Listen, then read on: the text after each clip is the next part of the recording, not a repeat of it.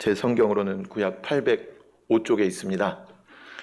시편 3편 1절부터 8절까지 말씀입니다. 시편 3편 1절부터 8절까지 함께 교독하겠습니다. 제가 먼저 1절 말씀 읽겠습니다. 여호와여, 나의 대적이 어찌 그리 많은지요. 일어나 나를 치는 자가 많으니이다.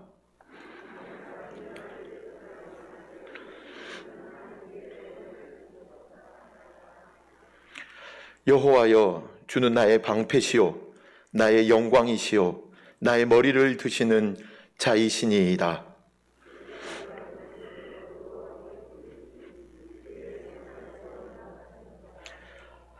내가 누워 자고 깨었으니 여호와께서 나를 붙드심이로다.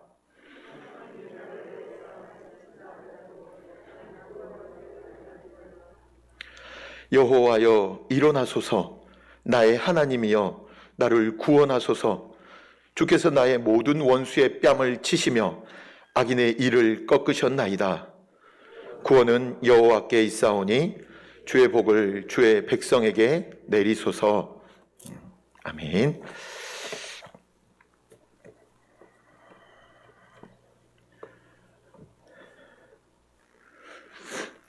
시편 3편은 다윗의 아들 압살롬의 반역으로 지금 다윗이 급하게 피신하는 과정에서 쓴 시입니다.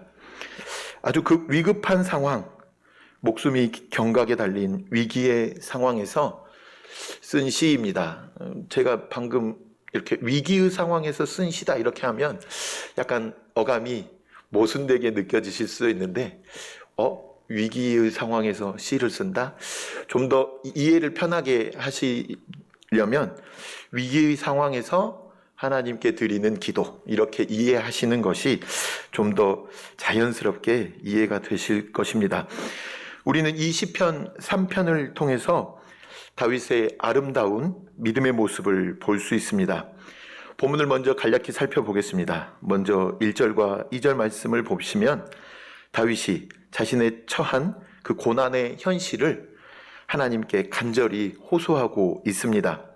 3절과 4절 말씀에서는 하나님께서 나의 보호자가 되신다는 것과 나의 기도에 응답하시는 분이심을, 그 믿는 그 믿음을 함께 고백하고 있습니다.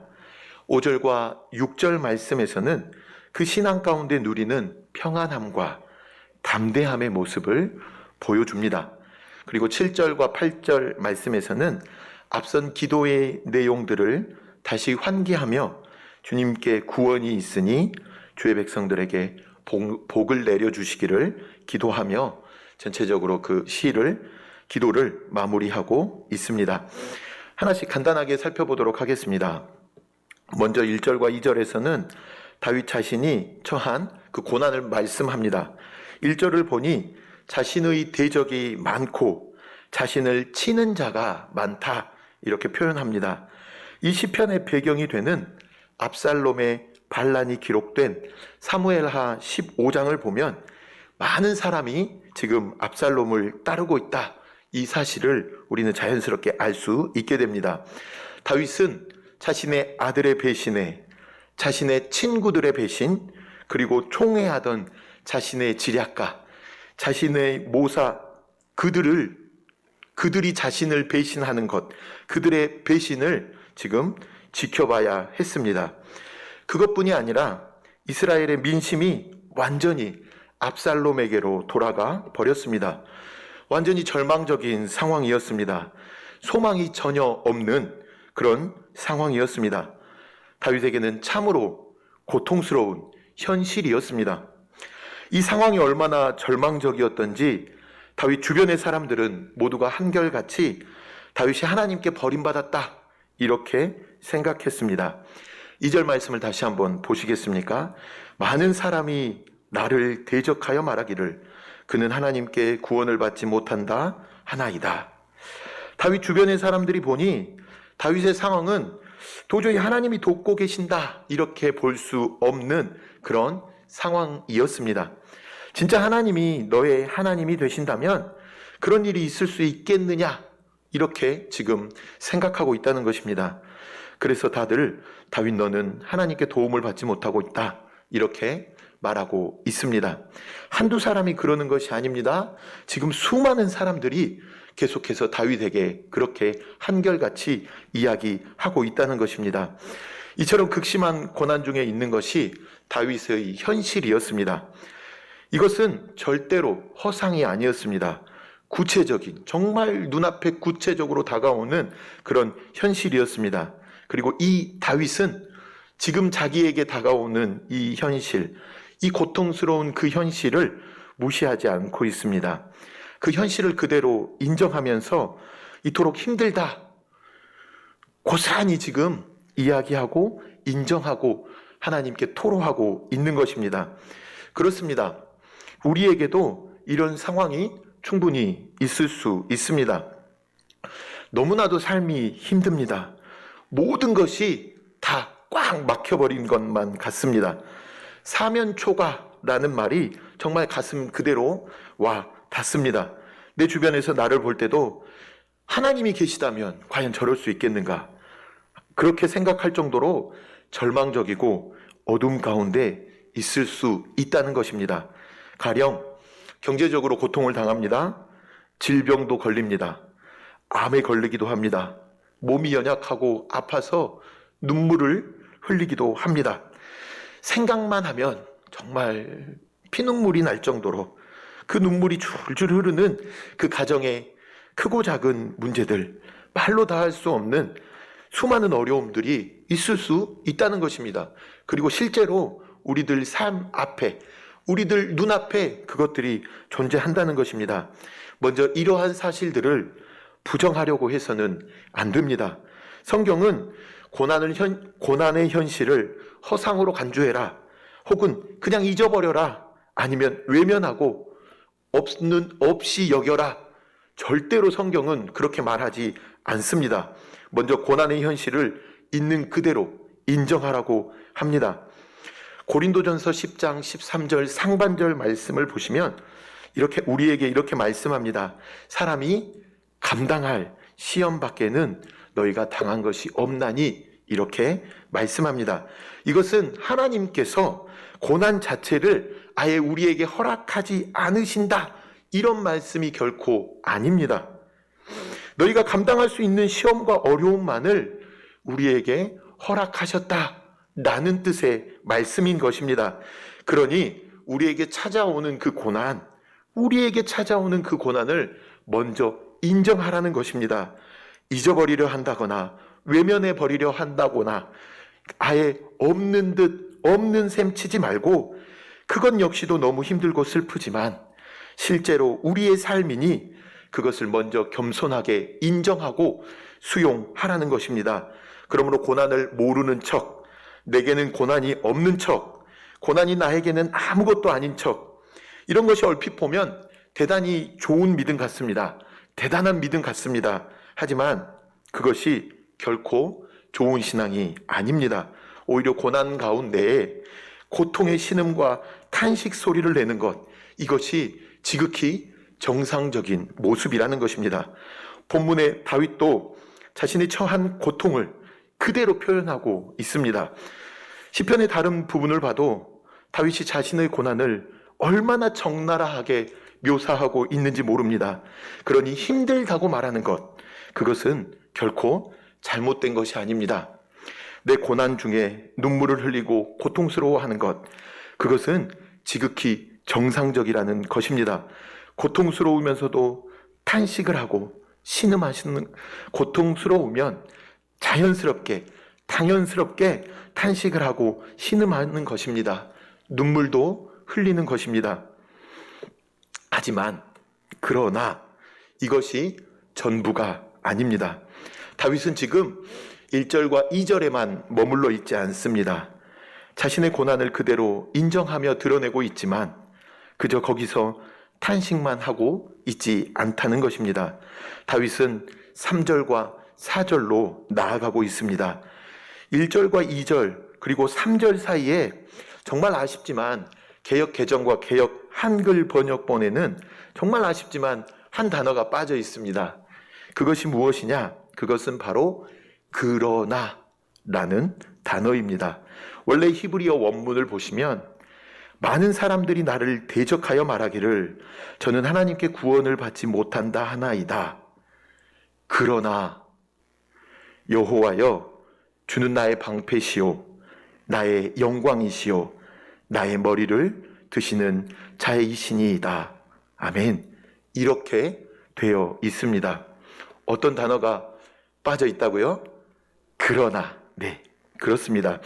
다시 말씀드리면 수많은 대적이 나를 괴롭게 하고 힘들게 하지만 극심한 고난의 상황이지만 그러나 여호와 하나님은 나의 방패, 나의 영광이 되어 주십니다.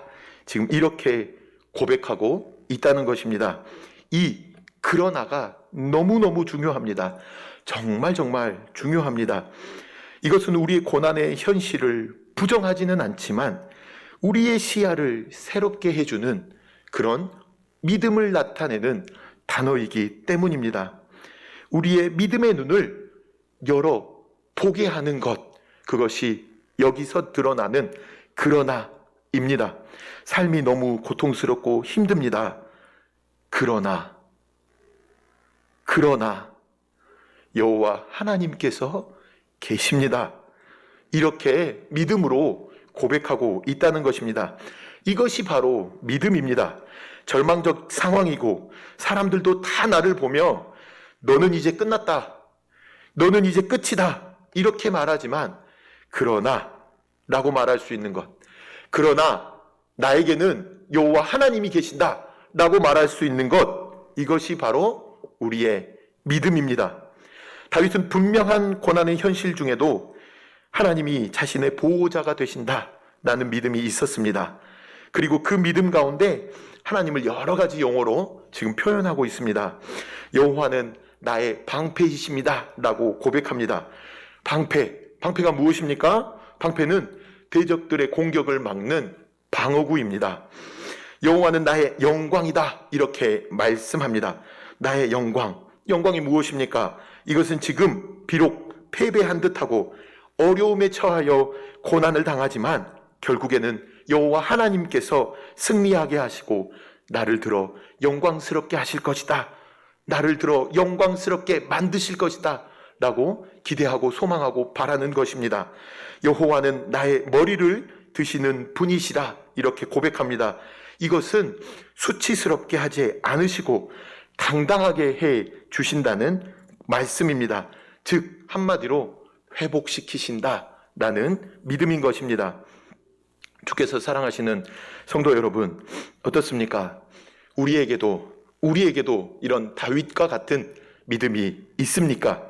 고난의 상황 속에서 그저 고난에 매몰되어 있지는 않으십니까? 아니면 고난 중에서도 그러나 여호와는 나의 방패, 여호와는 나의 영광, 여호와는 나의 머리를 드시는 분이십니다. 이런 믿음의 고백을 하며 나아가고 계십니까? 우리에게는 이런 믿음이 있어야 하겠습니다. 이런 믿음을 꼭 갖고 고난 앞에서 주님께 기도로 나아가시는 우리 모두가 되시기를 간절히 소망합니다.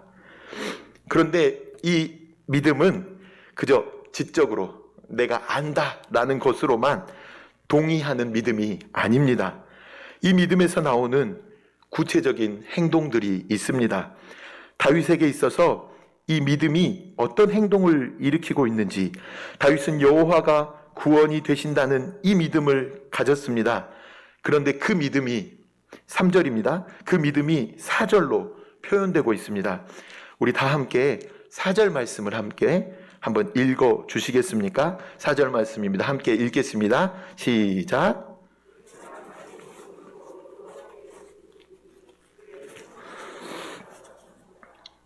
아멘. 내가 나의 목소리로 여호와께 부르짖으니 그의 성산에서 응답하시는도다. 아멘. 지금 다윗의 믿음이 무엇으로 표현되고 있습니까? 그렇습니다. 바로 기도입니다. 주께서 사랑하시는 성도 여러분, 여호와 하나님만이 나의 구원이 되신다라는 이 믿음이 정말로 있으면, 그런 믿음이 있으면 어떻게 반응하고 어떻게 행동합니까? 그렇습니다. 기도합니다. 믿음의 사람은 반드시 기도의 자리로 나아간다는 것입니다. 거꾸로 말씀드리면 기도가 따르지 않으면, 냉정하게 말씀드리면 실제로 믿음이 없다는 뜻입니다. 특히 4절 말씀을 보십시오. 내가 나의 목소리로 여호와께 부르짖는다, 이렇게 말씀합니다.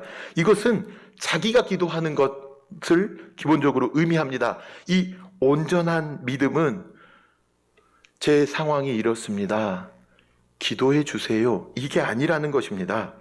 이것으로 끝나는 것이 아니라는 것입니다. 참 믿음은 자기가 먼저 엎드려 기도한다는 것입니다. 자기 목소리로 먼저 부르짖으며 주님께 기도로 나아가야 한다는 것입니다. 이것이 정말 중요한 사실입니다. 내 문제를 놓고 다른 사람이 기도해 주는 것, 물론 나쁘지 않습니다. 그것을 은혜라 부릅니다.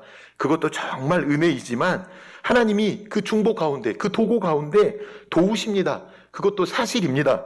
하지만 그러나 진짜 믿음의 모습은 자기가 먼저 엎드려 주님께 기도하는 것입니다. 사랑하는 성도 여러분, 여러분이 고난 중에 있으면 믿음을 가지고 먼저 나의 목소리, 내 목소리고 내 목소리를 통해 기도의 자리로 나아가야 한다는 것입니다. 어떻게 해서든지 기도의 시간을 확보해야 합니다.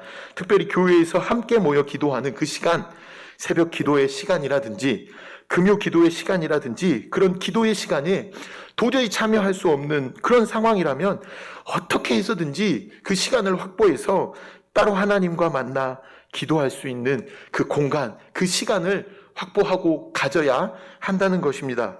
그렇게 확보된 그 기도 시간에 내 목소리로 바로 내가 기도하고 가야지, 그냥 자리에 앉아서 생각이나 하다가 그저 분위기를 따라 그저 그렇게만 있다가 시간이나 때우다가 가면 아무런 의미가 없다는 것입니다. 우리가 이렇게 기도할 때에 하나님께서는 어찌한다 하셨습니까? 성산에서 응답하십니다. 하나님께서는 그 거룩한 산에서 환난 중에 부르짖는 백성의 소리, 눈물 흘리는 자녀의 소리를 똑똑히 듣고 계십니다. 그리고 그 거룩한 보좌에서 분명하고도 확실하게 응답해 주십니다. 이렇게 여호와 하나님께 부르짖어 다윗이 기도한 결과가 5절부터 8절 말씀에 나옵니다. 그 결과가 과연 무엇입니까? 그것은 먼저 평안함과 담대함이었습니다. 5절 말씀을 보십시오. 내가 누워 자고 깨었다고 합니다. 반란의 경황 속에서 편히 자고 일어나는 것입니다. 그런 강심장이 어디 있을까요? 사실 고난이 있고 어려운 일이 닥치면 가장 먼저 나타나는 것이 어떤 상황입니까? 잠을 못 이룹니다. 그 고난을 때문에, 그 어려움 때문에 근심, 걱정, 염려, 불안으로 잠이 오지 않습니다. 그런데 다윗은 인생에 파탄 났다 할 정도로 엄청난 상황을 직면했음에도 불구하고 누워서 자고 깨는 평안을 보여줍니다. 이것은 마치 풍랑 중에서도 곤히 주무셨던 예수님의 믿음, 예수님의 신앙과 유사합니다. 상황은 아직 변하지 않았습니다. 상황은 전혀 나아지지 않았습니다. 불안하고 두려운 상황입니다. 상황은 우리에게 불안함과 두려움을 줍니다. 공포를 줍니다. 염려를 줍니다. 근심을 줍니다. 그런데 그럼에도 불구하고 그 불안하고 두려운 상황 속에서 어떻게 잠이 오겠습니까? 불안하고 두려운 그 상황 속에 잠도 잘 오지 않았을 그 상황 속에서도 하나님께서 하나님을 바라보게 하시고 그 하나님을 신뢰하는 자들에게는 평안함과 담대함을 허락해 주시는 것입니다. 계속해서 6절 말씀을 한번 보시겠습니다. 6절 말씀을 보시면 천만인이 나를 애워싸 진친다 하여도 나는 두려워하지 아니하리이다. 아멘. 다윗은 지금 천만인이 나를 애워싸서 진을 친다 하더라도 나는 두려워하지 않겠습니다 라고 고백합니다. 이것은 참 죄송하지만 소위 말해서 다윗이 지금 객기 부리고 있는 것이 결코 아닙니다. 다윗이 큰 소리 허세 부리는 것이 결코 아니라는 것입니다. 다윗이 지금 호기롭게 말만 센 척 떠들어대는 것이 결코 아닙니다. 다윗에게 지금 하나님께서 주시는 그 담대함이 생긴 것입니다. 지금 이러한 다윗의 평안함과 담대함이 어디서 나오고 있습니까? 하나님께서 나의 보호자가 되신다는 그 믿음, 그리고 그 믿음 가운데서 드리는 기도에서 다윗의 평안함과 담대함이 나오고 있는 것입니다. 어려움과 괴로움으로 잠들지 못하고 계십니까? 믿음을 가지고 자신의 목소리로 여호와께 부르짖어 보십시오. 기도하십시오. 정말 기도하는 사람만이 평안을 누릴 수 있습니다. 두렵고 불안하십니까? 가슴이 쿵쾅거리고 초조해서 정신을 못 차리실 정도로 힘들고 불편하십니까? 그렇다면 우리의 보호자 되시는 여호와 하나님께 기도하십시오. 그렇다면 하나님께서 담대함을 주실 것입니다. 담대함과 평안함을 허락해 주실 것입니다. 우리가 잘 아는 말씀이 있습니다. 빌립보서 4장 6절과 7절 말씀입니다. 아무것도 염려하지 말고 다만 모든 일에 기도와 간구로 너희 구할 것을 감사함으로 하나님께 아뢰라. 그리하면 모든 지각에 뛰어난 하나님의 평강이 그리스도 예수 안에서 너희 마음과 생각을 지키시리라. 아멘. 주께서 사랑하시는 성도 여러분, 정말 믿음을 가지고 자신의 목소리로 간절히 기도해 보십시오. 평안함이 임합니다. 공포가 사라지고 담대함이 생깁니다. 이것이 정말 기도의 결과라면 오늘 이 예배 시간에 주님께 예배드리고 함께 기도하는 시간을 마치고 돌아갈 때에 이런 평안함과 담대함을 얻고 돌아가야 하지 않으시겠습니까? 정말 주님께서 허락하시는 평안함을 누리고 담대함을 얻어 돌아가실 수 있기를 예수님의 이름으로 간절히 소망합니다. 나아가 7절과 8절 말씀을 보시면 평안과 담대함뿐만 아니라 더욱더 새로운 모습을 보여주고 있음을 알 수 있습니다.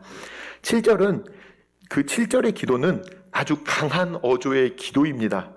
구원을 다시 한번 간구하는데 그 어조가 대단히 강력합니다. 여호와여 일어나소서, 나의 하나님이여 나를 구원하소서라고 강하게 외치고 있는 것입니다. 그리고 강력한 하나님의 행하심을 선포합니다. 원수의 뺨을 치시며 악인의 일을 꺾으셨나이다. 아주 강력하게 일하시는 하나님의 모습을 이 시편 기자 다윗은 지금 선포하고 있습니다. 지금 이 시편 3편을 보면 점점 분위기가 고조되어 가고 있습니다. 감정으로 따지면 격앙되어 가고 있는 것처럼 느껴집니다. 실제로 그렇습니다. 그리고 7절과 8절 아주 하나님을 향해서 대단히 강력한 호소로, 대단히 강력한 외침으로 끝납니다. 말 그대로 좀 이게 이렇게 좀 표현을 해보자면 절정으로 쭉 치솟아 올라갔다가 절정에서 땅 터뜨리고 끝나버리는 것처럼 그 시편 3편이 보인다는 것입니다. 이렇게 고난 중에 믿음을 가지고 기도하기 시작하면 계속해서 강한 기도가 나옵니다. 기도를 계속해서 낳습니다. 기도는 계속 믿음의 불을 지펴주는 그런 효과를 보여준다는 것입니다. 기도할수록 더욱더 확신이 들고 확신이 들수록 더욱더 담대하게 주님께 기도로 나아가게 된다는 것입니다. 그래서 기도가 뜨거워지고 그래서 기도가 불타오르게 되는 것입니다.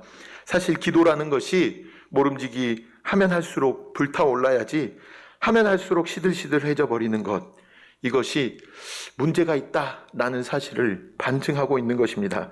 진짜 믿음으로 하나님께 바라며 나아가게 되면 기도에 힘이 붙고 기도에 불이 붙습니다. 그래서 막 더 하고 싶고 더 부르짖고 싶고, 이게 진짜 살아있는 기도를 드리는 사람들의 모습입니다. 그런데 이것이 혹여 오해하시면 안 됩니다. 감정의 문제로 오해하시면 안 됩니다. 혹은 꼭 목소리를 크게 하거나 막 크게 떠들어대야 된다라고 생각하시면 오해하시는 것입니다. 우리의 마음속에 있는 그 기도의 열망이 더욱더 깊어지고 더욱더 간절해지고 더욱더 불이 붙는 것, 이것을 의미합니다. 더 뜨거워지고 더 간절해지는 것, 그것이 바른 기도를 낳고 기도가 믿음의 불을 붙이는 그런 현상임을 꼭 기억하셨으면 좋겠습니다. 우리가 기도하면 기도할수록 우리가 믿음으로 기도할 때에 점점 더 뜨겁게 지펴지는 기도, 확신이 더해지는 기도가 나오시기를 예수님의 이름으로 간절히 소망합니다. 말씀을 정리하겠습니다. 왕이 된 이후에 다윗에게 있어서 가장 최고의 위기라고 부를 수 있는 압살롬 아들의 반란이 있었습니다. 정말 극심한 고난이었습니다. 그러나 다윗은 그 고난의 현실 가운데 구원자 되시는 여호와 하나님만을 바라보고 하나님께 기도로 나아갔습니다. 그 기도를 통해 다윗은 평안을 누리고 담대함을 가질 수 있었습니다. 또 더 뜨거운 믿음의 그런 심령이 되었습니다. 다윗이 방패와 영광이 되시는 하나님을 바라보는 것처럼 우리 역시 이 시간 믿음으로 하나님을 바라며 우리를 위해 고난당하시고 죽임당하신 그 예수 그리스도의 십자가를 바라보며 간절히 기도하고 주님께서 주시는 평안함과 담대함을 누리시기를 바랍니다. 우리 심령도 하나님을 향한 더욱 강렬한 믿음으로 변화되기를 간절히 소망합니다. 주께서 사랑하시는 성도 여러분, 우리에게 지금 혹여 어떤 고난과 어려움이 있으십니까? 남이 모르는 아픔과 눈물이 있으십니까? 사랑하는 성도 여러분, 그러나 여호와 하나님께서 우리에게 계십니다. 나의 방패가 되시고 나의 영광이 되시고 나의 머리를 드시는 여호와 하나님이 계십니다. 나를 위해 고난당하시고 죽임당하시고 부활 승리하신 예수 그리스도께서 계십니다. 그 하나님을, 그 예수 그리스도를 믿음으로 바라보시고 기도로 나아가시기를 간절히 소망합니다. 주여 나를 도우소서, 여호와여 일어나소서. 다윗처럼 이렇게 외치며 여호와 하나님을 바라보며 기도의 자리로 나아가시는 우리 모두가 되시기를 간절히 소망합니다. 다 함께 말씀 생각하시면서 찬송가 149장 다 함께 찬송하겠습니다.